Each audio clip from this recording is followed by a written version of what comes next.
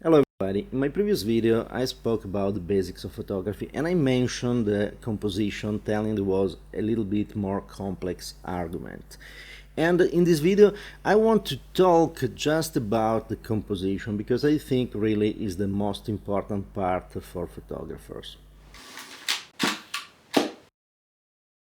The first thing we need to know is how we look at images. We are used to look at images and we don't think how we look at them, but it's important to understand.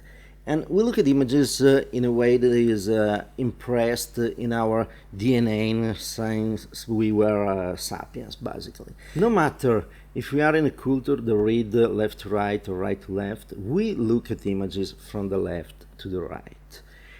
I'm curious to know if people that is left-handed also do that, but this is something that comes from the Sapiens era.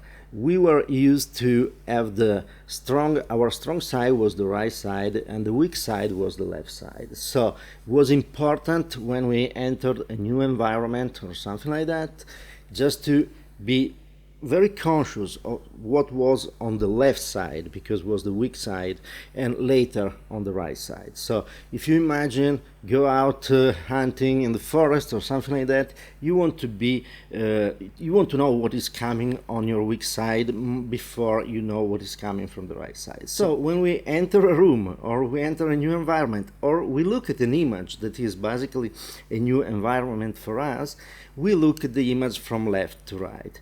And this is absolutely important to understand. Something that changes a lot how we compose the images. And another aspect that is important is that we are used to gravity. So we are used to feel this force that pulls us down. So also when we look at images, we see the gravity component as a kind of driving force that push everything toward the bottom. So these are two little things that seems something that is not important at all, but is essential when you compose an image.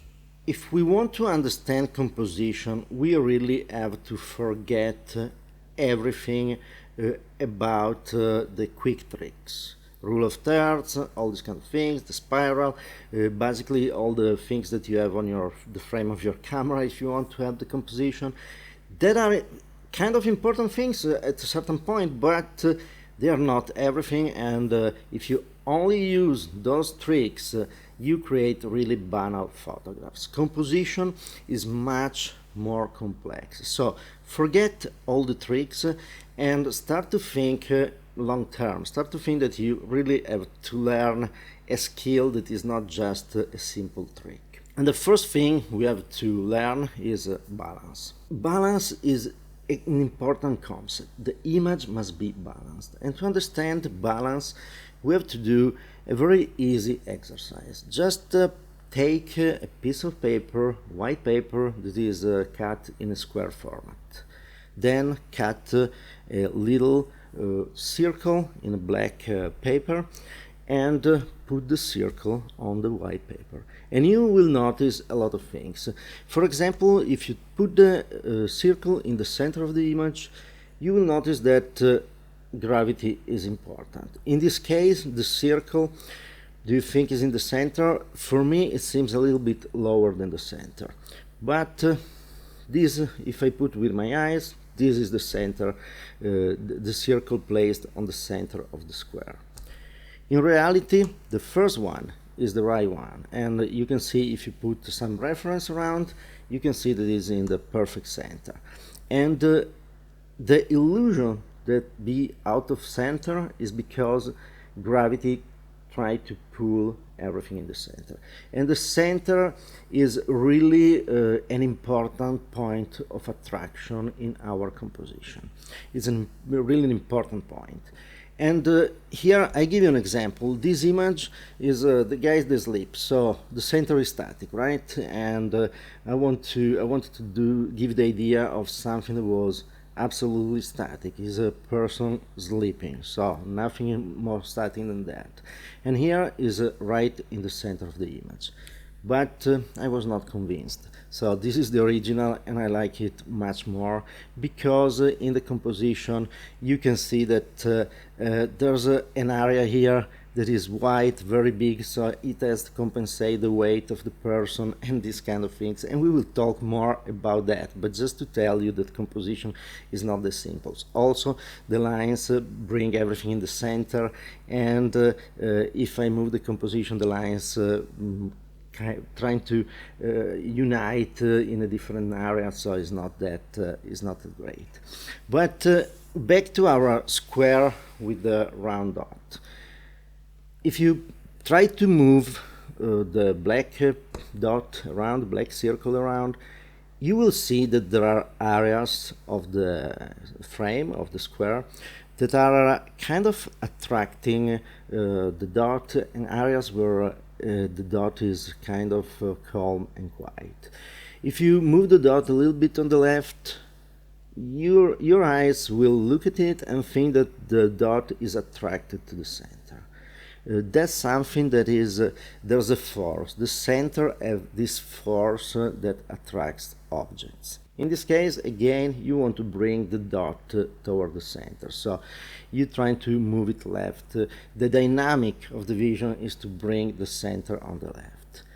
But if you bring it more to the right, for two reasons: the borders attract the object. Visually, the borders have power. And also we talked about the movement. We look at the image from left to right, so we see this movement and we see the circle trying to go to the right. This is a perfect example of that. If you look at this image, you see that the guy with the bicycle is absolutely going to the right of the image. And you see that the kids playing in the background are a force that are attracted to the center. So you see a dynamic where the guy will go on with the bicycle, pass on the right here, and the kids are attracted to the center. You imagine these kids moving toward the center, not toward the side of the image. So this is something that is not just a dot. When you put something in your image, you have to understand the equilibrium and the forces and see if the object as a force to go in one direction, another, or stay static. Then, to understand really, just play with the black dot on the white paper and put it around and see what are the feelings that you get. If it's a feeling of stability, if it's a feeling of movement, and so on. And this is the most important exercise that you can do, because you will train your eyes to understand the composition. Once you have understood these kind of things, the composition will be something that is just intuitive. It's just something that just came natural to you. And that's the point where you want to arrive. That's your goal. But to do that, do this exercise. And by the way, I use the square because it's the simple form, and the square is not dynamic inside because it's very, it's just there. If you use a rectangle, you will have a dynamic if it's horizontal. In horizontal, you will have the dynamic in vertical if it's a vertical rectangle. So just play with the square. And once you have seen everything and learned everything from the square, try also with other shapes of frame, so rectangle, more or less oblong, and this kind of situation. But this exercise is the most important exercise you can do. And it's free. I mean, it costs a piece of paper, one black and one white, one black to get the dot, one white to get the background, and play with it. And my suggestion is I'm showing you this on the computer because it's kind of easier to make this video, but if you want to do it really with a piece of paper. Do it in an analog way, so you will not be distracted by the contour of the computer, by the screen and these kind of things. Just use white paper, square with the red dot, with the black dot. There's another point that is important. What if we have two subjects, two center of attention, two black dots in this case? And here we can see if that we put them, for example, in this position, we see that they are become a system. we see two dots that are connected and balanced around the center of the system. And the center of the system is in the center of the image in this case.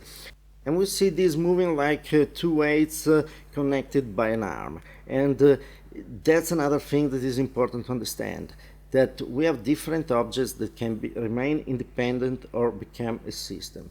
And I'm talking here about visual forces. I'm talking here about the forces that the object make on your visual perception. But in this case, you can see that this becomes a system that is centered in the image and is an equilibrated system. Another thing, if we put two dots different size, so the visual impact and weight will be much bigger for one and much smaller for the other, we see that at this point the system became kind of a planet with a moon. If you think of the moon rotating around our planet, that's exactly what happens here. And the center of balance is no more in the center between the two elements, but the center of balance is much closer to the bigger element, because we see the system as something balanced in that way.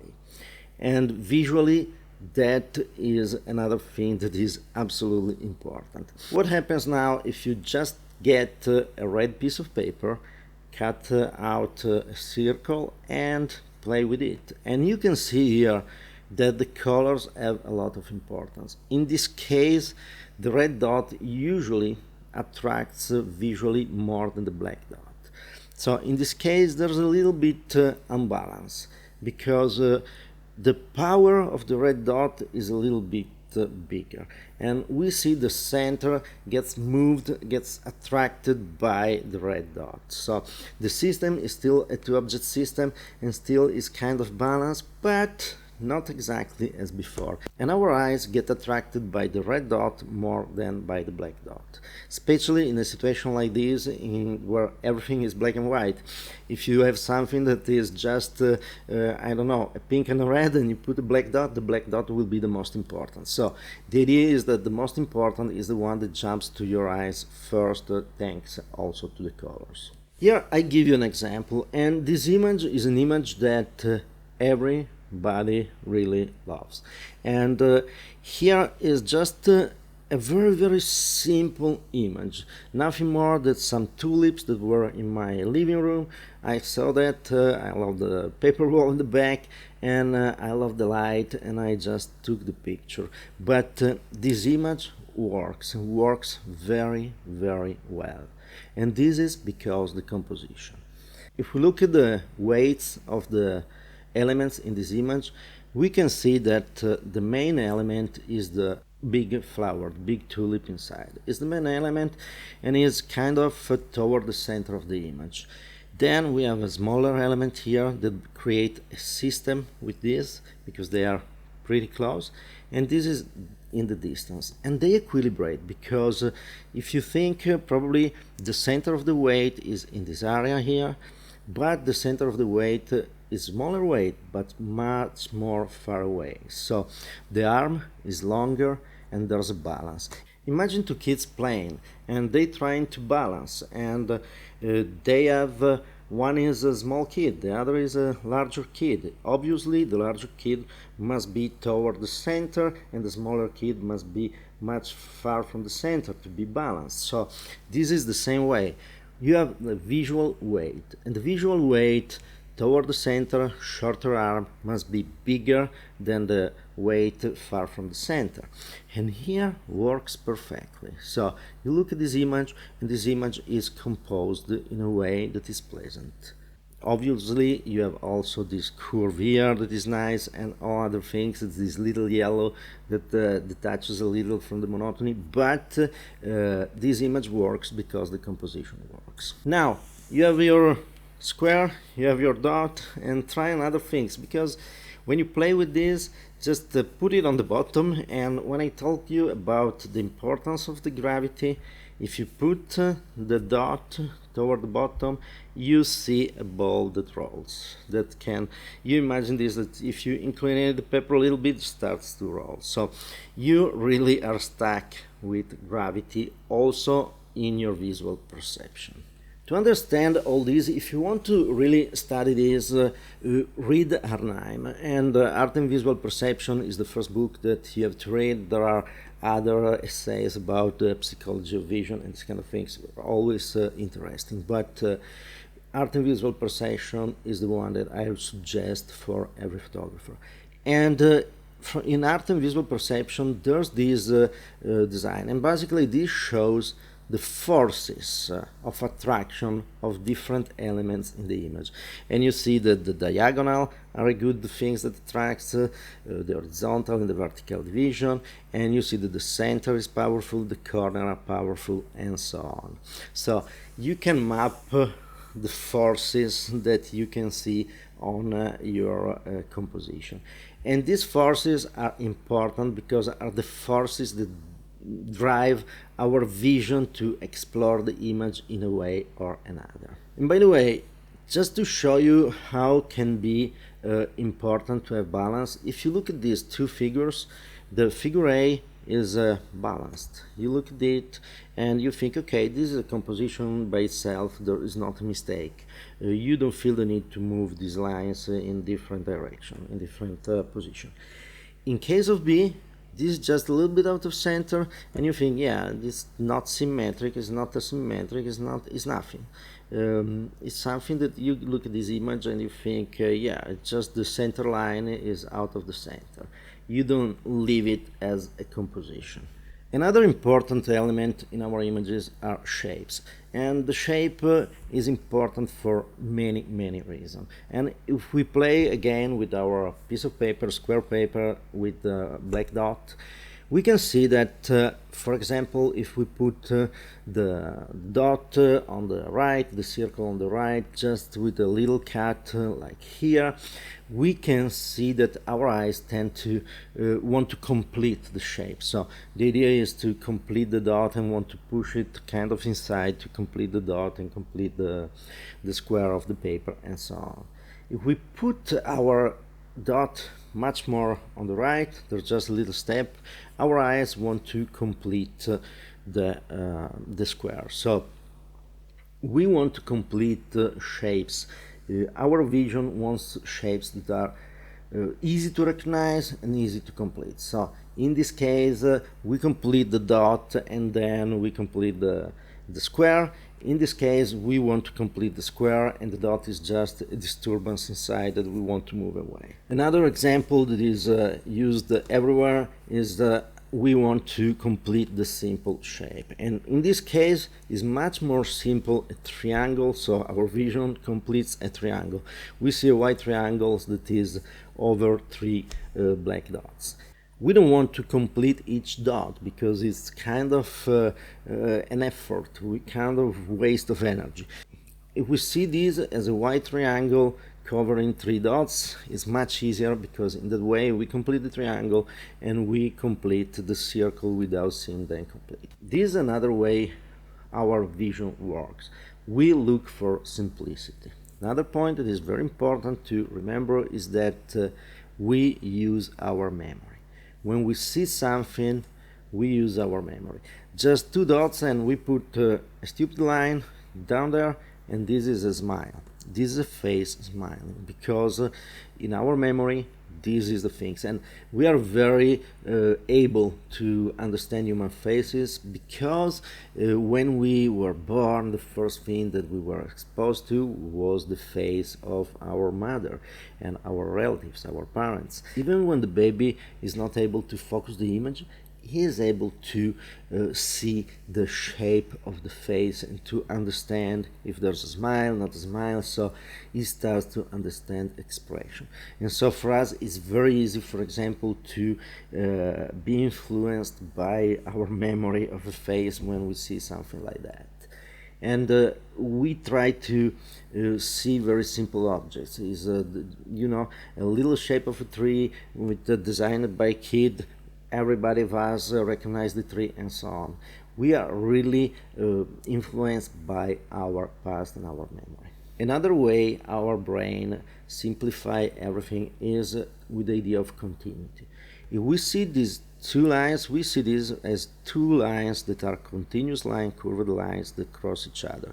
We don't see as this as two triangles, distorted triangles touching each other. We see the lines because we tend to look for continuity and to simplify everything. We are lazy, so that is the important thing to understand. So we complete the objects in a way and read the objects in a way that prioritize something as continuity. So here, two continuous lines is much easier to see than two broken lines with this angle and so on. And also, when we simplify, we see schemes that are very simple. We put these four dots and we really easily see the square in here. If we imagine something like that, nobody will ever see it if you don't show it. And by the way, there's the famous test with the 9 dots that you have to unite with the single line and these kind of things.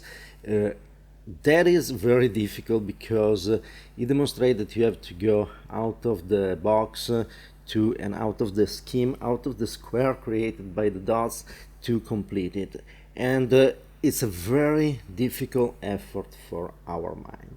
Visually, we try to stay in the shape that is the most simple one, and we put dots around and we see the circle. So our mind really tried to simplify.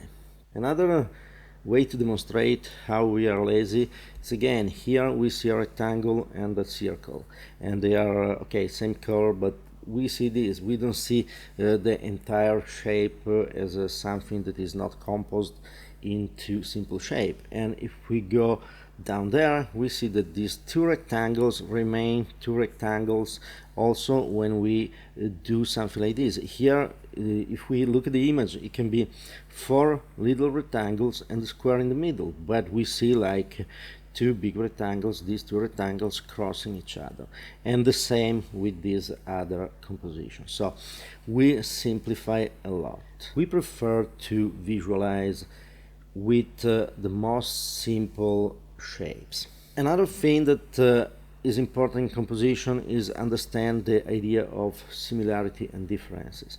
In this case, these squares are similar because they are square, but they are different in size. So we see a group of two big, four little, but they can also stay together in a composition and be coherent with each other. If we look at the dots here, we tend to unite the filled one, the black one, with the white one, and we tend to unite in group the black and the white dots. And yes, there's some proximity, but kind of similarity and difference are stronger than proximity. If we go here, all the circles are the same color, all of them are black, so we unite them with proximity, and that is something that simplifies everything for us.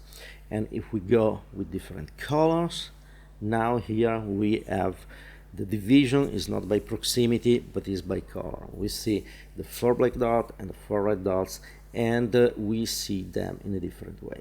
And if you imagine, if you see something like this, imagine to be, see from the top, and these are people wearing a coat with the different color. So you see them, these are three people chatting, three group of people chatting, three different groups. We see this, there's two groups, one of the black coat, one of the red coat. And imagine these are two football teams. It's very easy. This is absolutely one group, this is absolutely another, and they are fighting each other. So we tend to create the simple explanation for our visual impact, and in this case the simplest is the unite by color and not by proximity. Now we have another essential concept, and this is space. Space is essential to understand. We live in a world that is three-dimensional. But photography or painting or this kind of form of arts, but photography for sure, is not three-dimensional. We have to communicate the feeling of the three-dimensional space we live into as a two-dimensional space on the paper on our photograph. And we have to really master the tricks to do it if we want to give some depth and grayness to our photographs. To create the feeling of depth, there are many ways. One of them is overlapping. If you look these figures, here you see two different circles overlapping each other.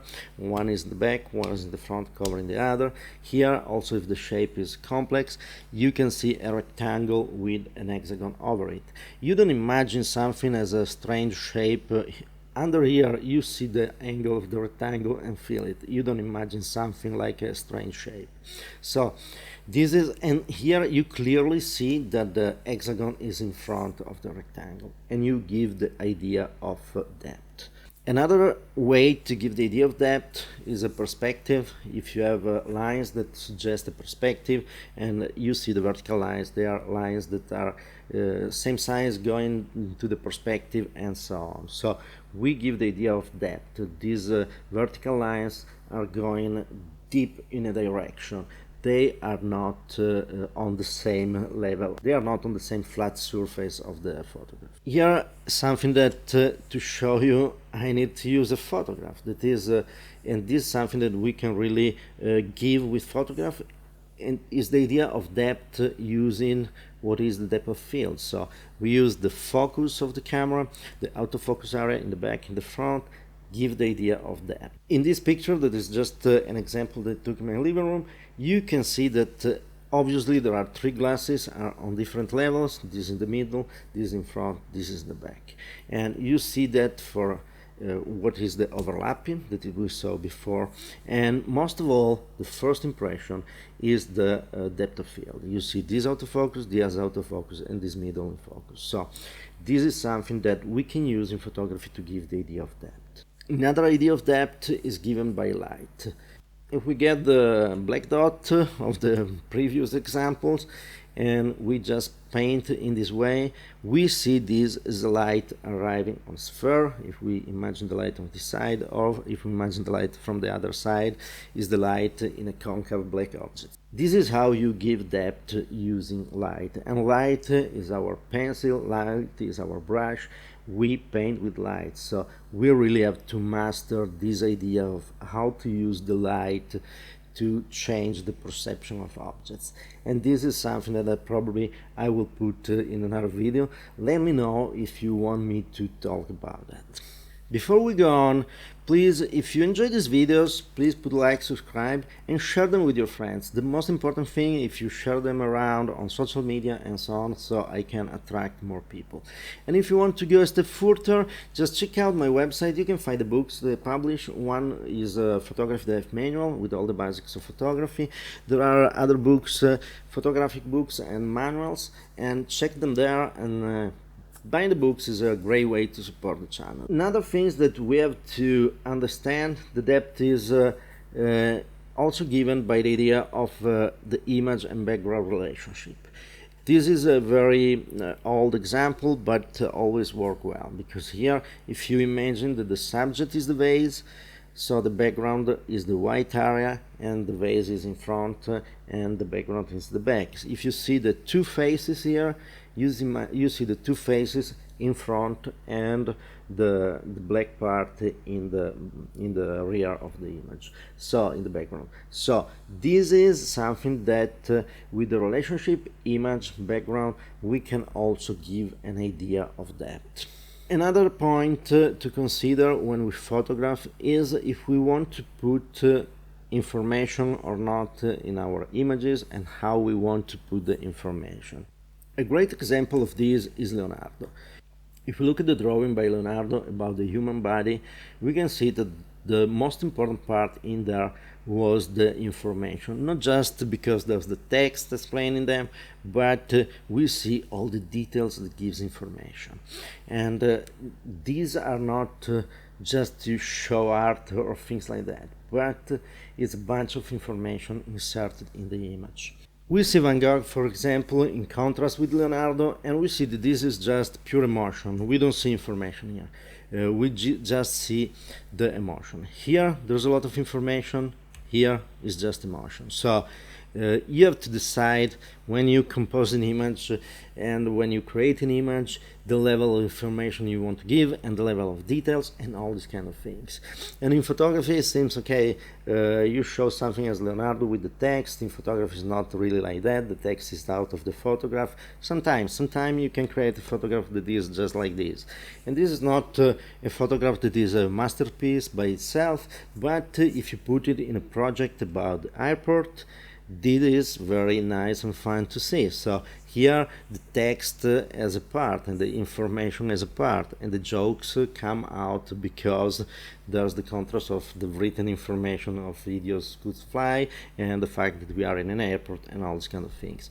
So you can put information in your images, and you can put them as a level of detail or as text and these kind of things. It's just something that you can think to play with. And now I give you some example. And I use my photographs for one main reason, that every time I use some photographs from other photographers, I had complaint, not by the photographer by the way, but usually by people trying to get rights on YouTube, and they try to complain, and you have to say is a rightful use because it's just an example and all these kind of things. Is really a pain in the rear and a loss of time. So I use my photographs, are not I'm not using the big masters that you can see around. I think that my photographs are good enough as composition to really show you this example. The first image I want to talk to you about is this. I took this image, it was in Gubbio, was a workshop about infrared photography with Di Turi, and it was nice. And we were taking the pictures, go to the darkroom, develop the film and print. And as soon as I printed this image, there was a guy attending the workshop. The look at the image was, oh, this works. And I was, what do you mean? And he started, oh, because there's this triangle, the other triangle, the lines, that blah, blah, blah, blah, all these kind of things. Oh, so this works. And I was, what? It was, oh, read their name and you will understand what I mean. And I did it, I read her name after, and I understood. And you look at this image and it works because it's balanced in a lot of ways. You have this shape that are simple triangles that you can see, the two main that you see in white, that they balance because they are they have the center that is in the right proportion, in the right distance from the center of the image. You have the small triangles, again, that they balance and create this relationship. You have the direction, if you want, of the guy going out of the door and passing back at the door. And so there's dynamic, there's movement, and there's balance inside the image. And this image works. When I took it, I didn't think about all this. But when you see something that works, usually as an underlying scheme. And this is really kind of an image that has it evidently. And when you start to analyze your images, understand why the images worked and why the composition, you can learn how to compose for the future images, and that's a great thing. Here is another example, and is a very simple image. This for me is, every time I go in that place, I'm attracted by that wall that give this obstacle in front of the view of the sea, and so this is very simple, and the scheme is very simple, but this image works. And it's very simple because the sea is exactly in the center of the image, and so it's all very kind of static, but the point of attention is this one. And is this one because the weight of this sea is kind of the only thing that is not balanced. If you look at the wall, this kind of triangle is balanced by this kind of triangle that you see on the side and all these kind of things. But this place is not really perfectly balanced, so it becomes the point of attraction. And the point of attraction is something that you want him to go in some way in the center, and in some way you want your eyes to go back this wall and explore the scene. So this image works, very simple composition, very schematic, but is an image that works. Here is another image. It works and is the same place. Actually, on this corner here there's a rock with a castle, the little fortress, and where I took the picture, and here is just down there. But the feeling is totally different. If you look at this image here, you think, okay, This is something that is the exchange of forces between the obstacle that don't let you go toward the sea and toward the future and all these kind of things, and the power of attraction of the future and the sea and the opportunities. And you can really create a lot of contrast between the limits of the wall and the openness of the sea. If you go in with this other image, it's just open. It's just you're conquesting the future, you're looking at the future, you're looking at the sea and the opportunity, and you're just there contemplating to it. So, two different pictures, almost in the same place, totally two different mood, by the color, by everything, but mostly by the composition. Here you have this reflection of the clouds in the water down there, and all these kind of things that create a sense of you're just going toward the sea, toward the center of the image where there's the boat. Everything is going there. In the other image, there's the obstacle, and you have to go over the obstacle. Here is another example of an image that I really love. I spoke about this image in another video, and I really love it. And this image is kind of complex. It's an image that you have to look at it slowly. You cannot just scroll the image. You will never be attracted by the image. It's just scroll by it. You have to dedicate a moment to this image. And in this image there's a composition that is kind of complex. And here you can see it. First of all, in the center of the image there's this little rock that comes out from the water, from the sea. And you see three different center of attraction. If you look at the image without the scheme, you see that you are attracted by this point, there's this point, and there's this point. And by the way, if you want to understand the importance of a part of an image, just try to cover it. Put your finger over it like that and cover it, and you see that it's out of balance. So you see the importance. So you have the center here, the three point of attraction. The 3 points of attraction are, this is a very small point of attraction, but it's a little bit farther, so the arm here is longer, so it's the same weight as this, that is a little bit stronger but a little bit closer. Here there's the other point of attraction, that is the woman reading. And the things I love about this image is that it's not the first thing you see. The first thing you see is just picture of the sea, nice trees and these kind of things. And the first thing that really impacts you when you look at this image usually is the symmetry of the lines cut in the image. So you have these diagonal lines that goes with the rocks here. You can see this part here, that these other rocks create line, this is line, this is line, and you can see that there's a balance because you have, for example, this that is balanced by this is just black, this is some details, so it's a little bit stronger, so it's smaller but balances this. You have these two exactly that balance each other, these that balance each other. So you see the first thing that you perceive is the equilibrium of the diagonal division of the image. But the second thing you see, if you observe the image for a while, you see these 3 dots, and you see this, and you notice this woman reading.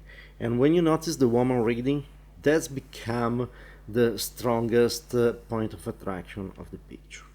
And this is something that creates an equilibrium and a dynamic inside the picture.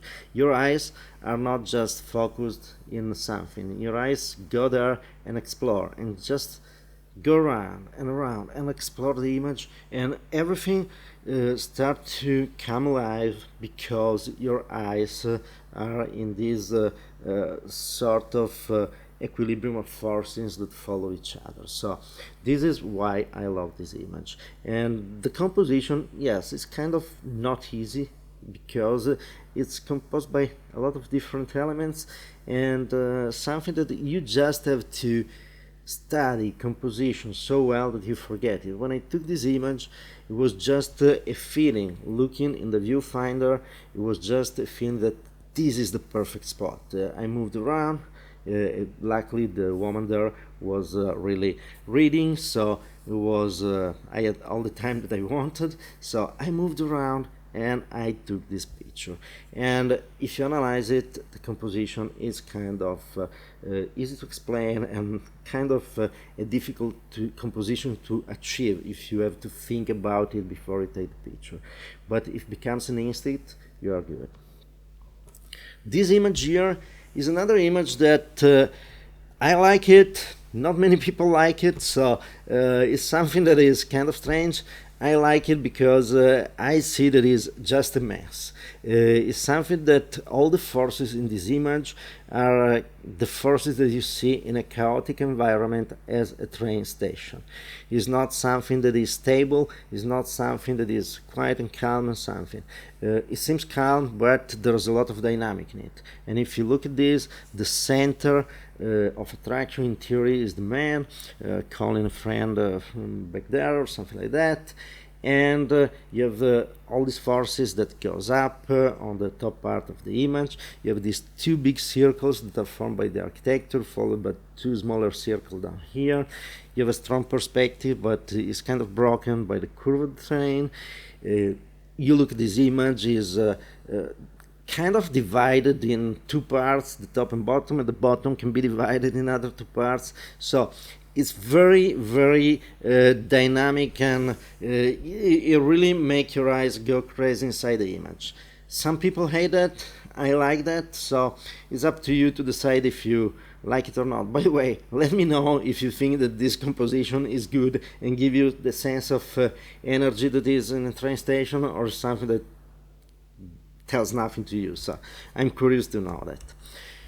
Okay, here an example of an image that sucks. This image sucks. The idea was really good, because the idea to go with the the similarity between the bridge and the neck of the what I call the Florida pigeon is something that was a nice idea, but wrongly executed.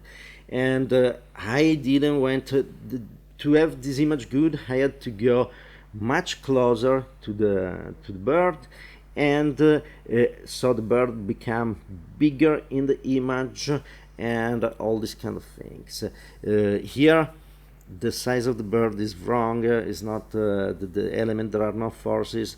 This is disturbing. It's just wrong. It's good idea but wrong, and you can see how a wrong composition ruins an image. It's not it's nice, it's fun to see it, but really not is not an image that is worth something. In my opinion, is a bad image, and just because the composition is totally wrong. There are no balances, no forces. This is too big and don't compensate other things. The forces are, it's just all distorted. It's just a bad image. But I wanted to put an example of bad composition that ruins something that can be a good idea of subject, because the idea of the subject and the similarity from the animal, between the animal and bridge, yes, that was a very nice idea, just wrongly executed. So not always you can manage to create the right composition in your mind and be there. You must be inspired. In this case, probably the bird started to move as soon as I moved, so that was the thing. Here we see another image of Camogli, and here is another composition that works. And here it works because there's some dynamic and some equilibrium inside the image. And if we go here, we see the point of interest. You are attracted is this lamppost, is really something you are attracted. The fact that this vertical gives it stable on the ground, by the way. And this is another point of attraction. And the main point of attraction are these two group of people, one walking in front, one walking to the back. So they create kind of a dynamic on the street, and this image works. The center is here, but we have an equilibrium between this part and this part, and also an equilibrium between these two parts using the diagonal of the image. So this is really an image that works. Here I give you an example that is really nice to see. If you look at this image is absolutely, I love it, is kind of perfectly balanced, and this image is about these seagulls. If you look at this image, it's about these seagulls. The main subject of the image are the seagulls in a port environment. But this is the point of attraction.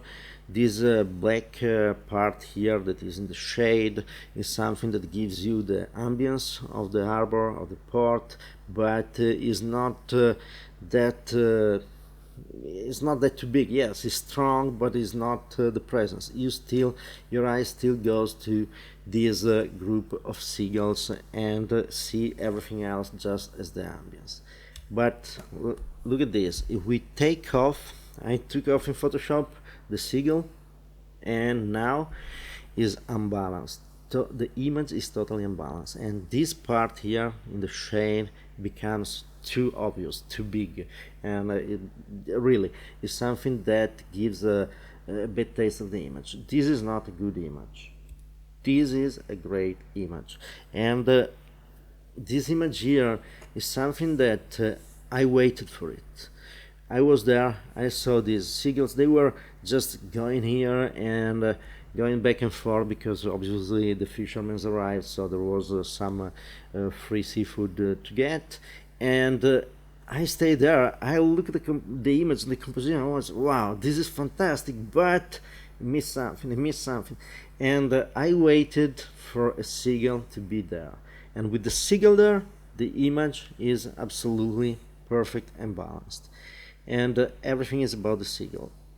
But if you take off the seagull, the image really sucks. It'll lose everything. So a little element like a seagull in a black and white photograph that is not there's not a strong color or things like that, but is in the vertical divided, the center is in a point of attraction, so it's vertically is in the center, horizontally is far from the attraction point, so it's kind of in a stable point, and in this case, if you want, it's almost the rule of third as position, but that point of attraction is what changes everything in the image. Here another image just to show you how the relationship background and subject can be. And here, for example, I used a lot of background that actually is a part foreground because the clouds were obviously in front of the mountain, but here you just give importance and attention to the object because you isolate it in kind of a uniform surrounding. And this is just something that I like this image.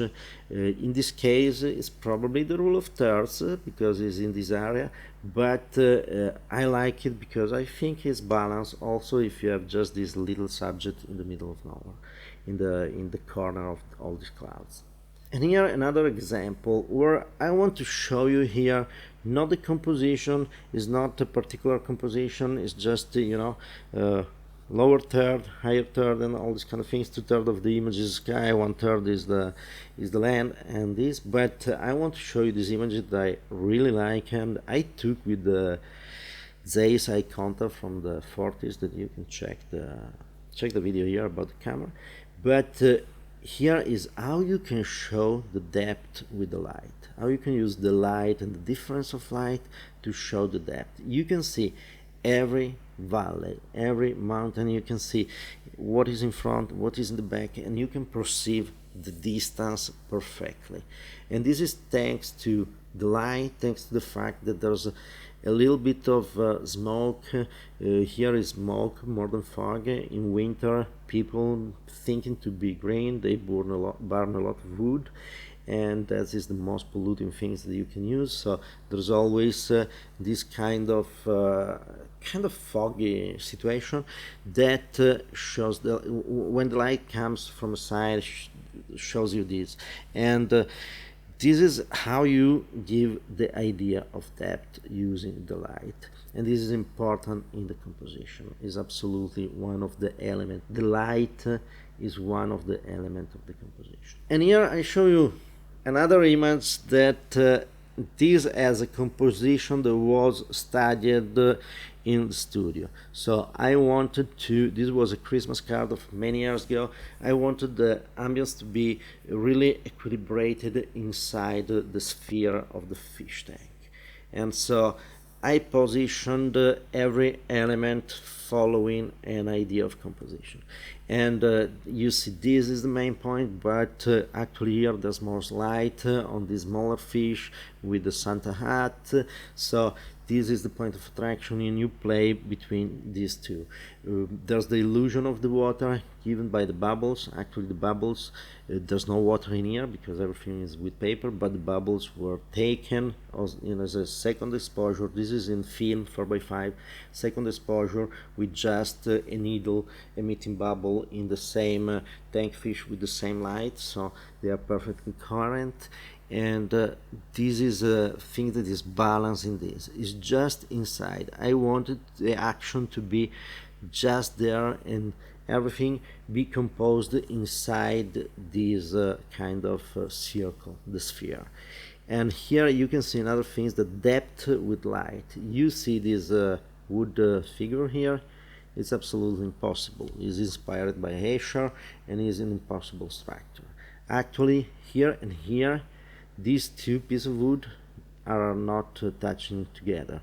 This is in the background and this is in the foreground. They are open, but I shaped these to have the same size as coherent with let's see the perspective, and I use the light in a way that the light here is the same as the light on here, so here seems perfectly the same piece. Every people that understand the trick, they start, oh, probably was down there, but no, it was here, it was open. But the trick of the light let me change the perception of the depth. So you can even create something that is absolutely fake in this case. With the perception of depth you can create a trick, but by the way it's the same thing when you have the people putting the hand to keep up the tower in Pisa, the Leaning Tower of Pisa, and that's the same thing. Here is made in a way that is a little bit more precise and complex, so this is an image that I really like because it was really composed in a very conscious way. And by the way, photographing in studio with a VA camera, and it's something that I miss right now. You photograph for clients and you do in digital, so it's a little bit different, but when I did it with the VA camera, it really gave me, I love this very large screen, and I love to play with the composition in a very conscious way.